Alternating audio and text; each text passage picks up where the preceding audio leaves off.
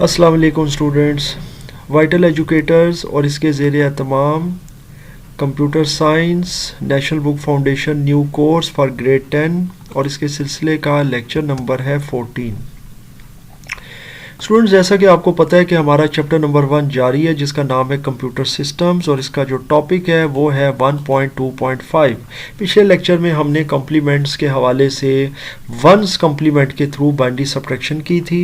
इंशाल्लाह ताला हम इस लेक्चर में और इस वीडियो के अंदर टूज कम्प्लीमेंट के थ्रू बाइनरी सब्ट्रैक्शन परफॉर्म करना सीखेंगे। सबसे पहले हम चलते हैं अपने रूल्स की तरफ। एक बहुत ही छोटा सा मगर एक बहुत इम्पॉर्टेंट लेक्चर है आपके चैप्टर के अकॉर्डिंगली, तो इसको समझना बहुत ज़रूरी है। आपको याद होगा आपने वंस कम्प्लीमेंट के जो रूल्स आपने पिछले लेक्चर में पढ़े थे, टूज कम्प्लीमेंट के रूल्स में और इसमें थोड़ा सा फ़र्क है, वो हम ज़रा एक दफ़ा डिस्कस कर लेते हैं। सबसे पहले इसमें जो पहला रूल है वो दोनों का सेम है। वो ये है कि अगर आपके पास दो नंबर्स हैं जिनको आप सब्ट्रैक्ट कर रहे हैं एक से दूसरे से, तो उसमें अगर कहीं इनइक्वालिटी आती है, जैसे एक नंबर दूसरे से मैग्नीट्यूड में छोटा है, उसमें नंबर ऑफ बिट्स कम है, तो उसके लेफ़्ट साइड पर ज़ीरोज़ लगाकर हम उसको दूसरे नंबर के इक्वल करेंगे। सो ये पहला रूल दोनों के अंदर कॉमन है। दूसरा रूल जो है वो ये है कि अगर आपको वंस कम्प्लीमेंट याद होगा जिसमें सब्ट्रैक्शन हमने परफॉर्म की थी, तो उसमें हम जो सब्ट्राहैंड था उसको कन्वर्ट करते थे वंस कम्प्लीमेंट में, जबकि टूज कम्प्लीमेंट के थ्रू सब्ट्रैक्शन करेंगे तो हम इसको कन्वर्ट करेंगे टूज कम्प्लीमेंट में। टूज कम्प्लीमेंट के ये दो स्टेप्स मैंने यहाँ पर एक्सप्लेन कर दिए हैं। पहला ये होता है कि पहले हम सब्ट्राहैंड को कन्वर्ट करेंगे वंस कम्प्लीमेंट में और उसके बाद जो भी रिजल्ट आएगा उसमें 1 ऐड कर देंगे। सो ये बन जाएगा आपका सब्ट्राहैंड का टूज कम्प्लीमेंट। फिर हम चले जाएंगे तीसरे स्टेप में या रूल में, और वो ये होगा कि ये जो नया नंबर आपके पास आया टूज कम्प्लीमेंट के थ्रू सब्ट्राहैंड का, इसको ऐड करेंगे मिन्यू एंड में, यानी जो पहला नंबर होगा।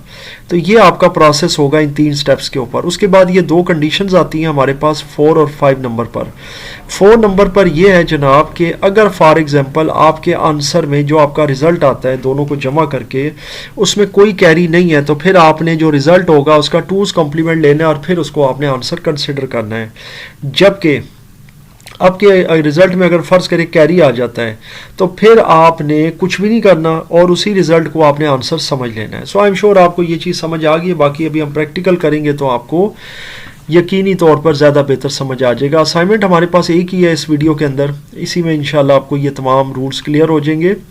आपने सब्ट्रैक्ट करना है 1 0 को, इसका बेस ज़ाहिर 2 है, नंबर में ये ज़ाहिर बाइनरी का नंबर है, और इसको आपने सब्ट्रैक्ट करना है 1 0 1 1 1 इससे। अब अगर आप देखें तो इसमें 5 बिट्स या डिजिट्स हैं और इसमें 2 बिट्स या डिजिट्स हैं, तो जाहिर है ये दोनों इनइक्वल हैं। तो सबसे पहला जो हम रूल इस पे अप्लाई करेंगे, जब हम रूल्स को फॉलो करेंगे तो हम इसमें 1 0 के पीछे 3 0 लगाएंगे ताकि ये इसके बराबर आ जाए। तो सबसे पहले हम रूल्स की तरफ चलते हैं और इसके ऊपर रूल अप्लाई करते हैं। पहला रूल अप्लाई ये हो रहा है कि इसके पीछे मैंने 3 0 लगा दिए, तो दोनों जो हैं अगर आप नंबर्स देखें तो इक्वल होंगे इन मैग्नीट्यूड, दोनों के अंदर 5-5 बिट्स आ गई हैं। इसके बाद जनाब हम क्या करेंगे, दूसरे नंबर पर जो रूल हमने लेना है वो ये है कि इसको कन्वर्ट करना है टूज कम्प्लीमेंट में। तो ये आपको पता है सब्ट्राहैंड है, ये कन्वर्ट हो गया टूज कम्प्लीमेंट में, तो ये आ गया 1 1 1 1 0 बेस 2। उसके बाद तीसरा रूल ये है कि आपने, या तीसरा स्टेप कह लें, कि दोनों को जमा कर देना है, यानी मिन्यू एंड और सब्ट्राहैंड, इन दोनों को जमा कर दें तो आपके पास ये आंसर आ जाएगा। अब यहाँ पर इंटरेस्टिंग चीज़ ये है कि ये आपके पास एक बिट आपको जो ये रेड कलर में नज़र आ रही है ये आपकी है जी कैरी वाली बिट। तो ये जनाब अब कैरी आ गया इसके अंदर। कैरी ये कहता है हमें कि जनाब जब कैरी आ जाए, यानी कि आपका टूज कम्प्लीमेंट का जो रूल है कि अगर कैरी आ गया तो आपने कुछ नहीं करना और इसी रिजल्ट को आंसर मान लेना है। So we are considering this result as an answer because rule 5 is applied and rule 4 is skipped because there is a carry. So all the reasons are clear I am sure, क्योंकि इसी answer को हम consider करेंगे क्योंकि इसमें carry है। सो ये तो यहाँ तक क्लियर हो गया। हम चलते हैं अपने नेक्स्ट टॉपिक की तरफ और वो है फ्लोटिंग पॉइंट नंबर्स रिप्रेजेंटेशन। ये आपका जाहिर है कि नेक्स्ट टॉपिक है। यहाँ तक हमारा अल्हम्दुलिल्लाह बाइनरी अरिथमेटिक कंप्लीट हो चुका है। इस हवाले से कोई क्वेश्चंस हुए तो मैं इंशाल्लाह ताला वो आपके नेक्स्ट वीडियो के अंदर शामिल करूंगा। सबसे पहले फ्लोटिंग पॉइंट नंबर्स को हम समझ लेते हैं कि इसकी रिप्रेजेंटेशन क्या है। आपको याद होगा पिछले लेक्चर में हमने साइंड, अनसाइंड और टूज कम्प्लीमेंट वगैरह को हमने रिप्रेजेंट करने का तरीकाकार देखा था।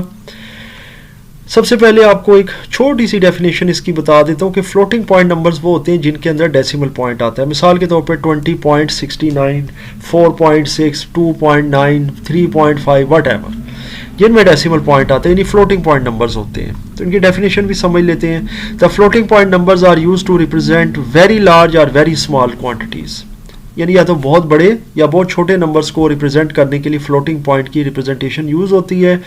दे हैव फ्रैक्शनल पार्ट्स, इनमें फ्रैक्शनल पार्ट होता है, यानी कि पॉइंट के बाद कोई वैल्यू हो सकती है। जैसे 4.6, तो 4 जो होता है ना वो इंटीजर पार्ट होता है, और पॉइंट के बाद जो नंबर होता है या जो डिजिट होते हैं वो फ्रैक्शनल पार्ट होते हैं, और इनके हवाले से हम नंबर सिस्टम्स में पढ़ चुके हैं, इसलिए मैं रिकमेंड करता हूँ कि आप वहाँ से वो लेक्चर्स देख कर आएँ। Floating point numbers are represented in the computers by using a standard format called IEEE। याद रखिएगा कि जो फ्लोटिंग पॉइंट नंबर्स की रिप्रेजेंटेशन होती है आपके कंप्यूटर के अंदर, वो एक ख़ास फॉर्मेट होता है IEEE का, which is named as IEEE 754। इसके ज़रिए ये रिप्रेजेंटेशन होती है। IEEE का मतलब है, या ये एब्रीवेशन है, Institute of Electrical and Electronics Engineers. So जनाब, ये एक छोटी सी मुदल्लल सी डेफिनेशन थी। बाकी हम इसके कंपोनेंट्स को समझ लेते हैं। इसके 3 कंपोनेंट्स होते हैं किसी भी फ्लोटिंग पॉइंट नंबर के। एक इसमें साइन बिट का कंपोनेंट होता है, एक एक्सपोनेंट का और एक मेंटिसा का। अभी ये आप यहाँ तक समझ लें, बाकी आपको मैं एक्सप्लेन करता हूँ कि ये क्या चीज़ है, क्योंकि आपको हो सकता है ये अभी समझ नहीं आया होगा। साइन बिट जो होती है वो साइन के लिए होती है, नेगेटिव या पॉजिटिव साइन। एक्सपोनेंट वैल्यू आपको यकीनन पता ही है, पावर के लिए होती है, और मेंटिसा जो बाकी का नंबर होता है। तो इसको हम डायग्राम से भी समझ लेते हैं। इसमें मेरे पास एक 32 बिट की सिंगल प्रिसीशन का एक नंबर है।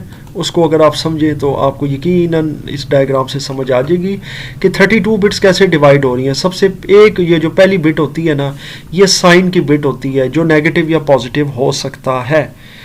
0 जो होता है ना वो पॉजिटिव के लिए यूज़ होता है, और 1 जो होता है ना वो नेगेटिव के लिए यूज़ होता है, यानी कि जो 0 वाली बिट है जिसे लोअर बिट कहते हैं वो आपकी पॉजिटिव के लिए यूज़ होती है, और 1 नेगेटिव के लिए। बाकी एक्सपोनेंट के लिए 8 बिट्स हैं आपके पास, और इसके लिए 23 बिट्स हैं। सिंपल है जी। मेंटिसा के हवाले से बाकी एग्जांपल में हम देख लेते हैं। अब आपके पास एक नंबर है, ये डेसिमल में 2.5, इसमें आपके सामने ये 0 की एक बिट आ गई, ये पॉजिटिव को रिप्रेजेंट कर रही है, ये सिंगल बिट है। अगर आप ये काउंट करें तो आपको 8 बिट्स मिलेंगी, ये एक्सपोनेंट वैल्यू के लिए, और बाकी की आपको जो 23 बिट्स मिलेंगी वो आपके बाकी का जो पार्ट होता है उसके लिए होता है, यानी कि mantissa part. So I am sure आपको इसकी मुकम्मल तौर पर अल्हम्दुलिल्लाह समझ आ गई है, और ये रिप्रेजेंटेशन हमने देख ली है कि किस तरह से IEEE 754 में होती है। ये एक एग्जांपल है जिसको यकीनन आप समझ गए 32 बिट नंबर की।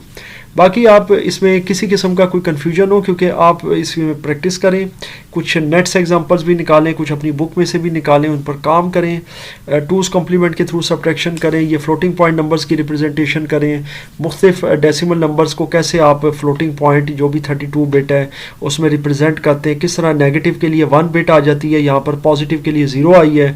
तो ये सब चीज़ें आप सीखें, और इसमें किसी किस्म का कोई भी कन्फ्यूजन हो तो मुझसे ज़रूर शेयर कीजिएगा।